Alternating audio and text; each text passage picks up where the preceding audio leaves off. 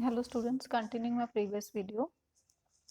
अब इस वीडियो में जो हमने पिछले वीडियो में इंपॉर्टेंट पॉइंट्स पढ़े थे उनको जस्ट एक वे में मैं समझा रही हूँ। प्रीमियम अर्न हमारा शेड्यूल 1 का पॉइंट है। इसमें क्या क्या आएगा? प्रीमियम रिसीव्ड हमें सबसे पहले ऊपर गिवन होगा, उसके बाद कोई भी री इंश्योरेंस प्रीमियम, अगर सिर्फ री इंश्योरेंस प्रीमियम लिखा है वी विल एज्यूम कि वो हमने पे किया है, तो वो हम हमेशा माइनस करेंगे। री इंश्योरेंस इडिट लिखा होगा, री इंश्योरेंस प्रीमियम पेड लिखा होगा, देन ऐड करेंगे री इंश्योरेंस प्रीमियम रिसीव्ड और reinsurance accepted. Then outstanding premium at the beginning हम माइनस करेंगे और आउटस्टैंडिंग एट द एंड हम ऐड करेंगे। अगर कुछ भी हमें गिवन नहीं है, सिर्फ आउटस्टैंडिंग प्रीमियम है, वो हमारा बैलेंस शीट में जाता है। कमीशन, कमीशन पेड, पे कर रहे हैं हम कमीशन, तो वो कमीशन पेड में हम जो कमीशन री इंश्योरेंस में हमने दिया है, ठीक है, वो हमारा क्या आएगा? री इंश्योरेंस कमीशन एक्सेप्टेड या री इंश्योरेंस कमीशन पेड वो ऐड होगा, और जो रिसीव्ड है या रिसीव्ड है वो हमारा माइनस होगा।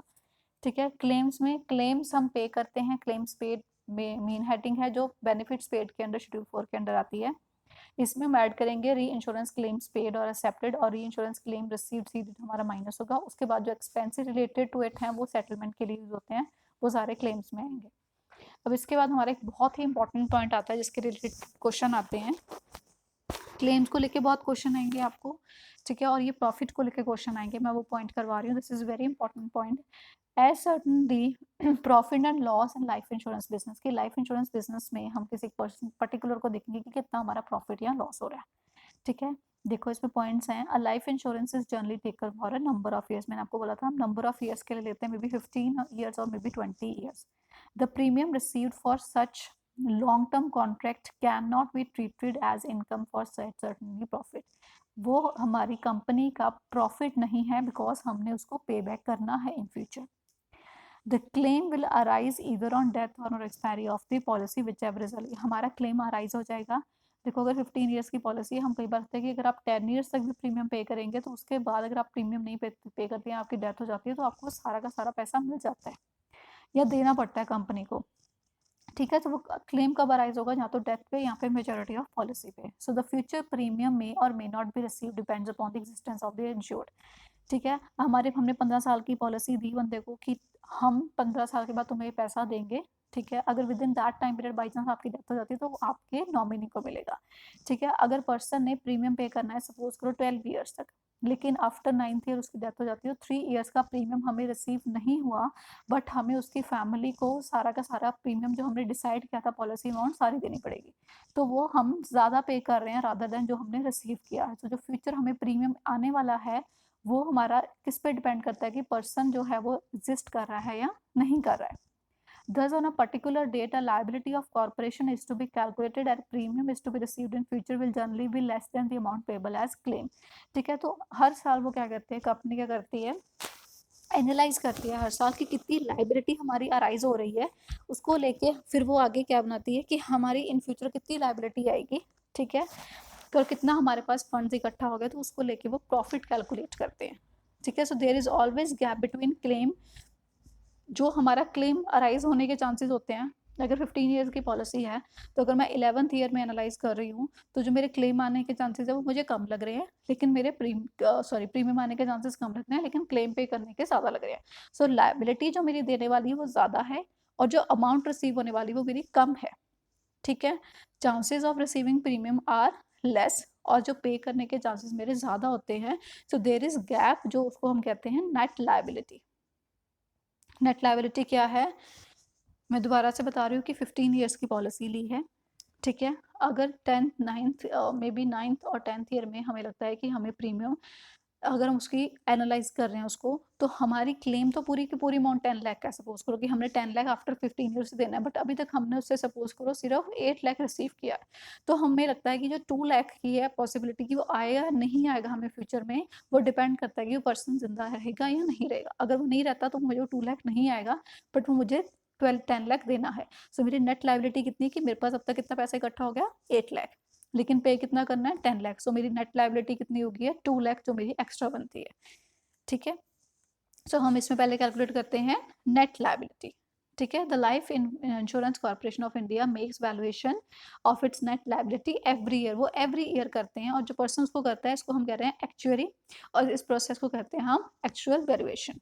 ठीक है, तो इसमें क्या प्रोसीजर है, अगर ऐसे डिफिकल्ट लगेगा आप एक बार पढ़ोगे, एक बार सॉल्व करोगे तो इट्स वेरी इजी। सबसे पहले क्या करना है, वैल्यूएशन बैलेंस शीट बनानी है, जो बनानी ही बनानी है। इसमें आपको ये भी चीज़ गिवन होगी कि कितना फंड है, फंड मतलब कितना पैसा इकट्ठा हो गया फंड में। लायबिलिटी, कितनी लायबिलिटी उसकी बनती है, ये भी क्वेश्चन में गिवन होगा। तो इन दोनों के बेसिस पे हमें डिसाइड करना है कि कितना सरप्लस है या डेफिशिएंसी है।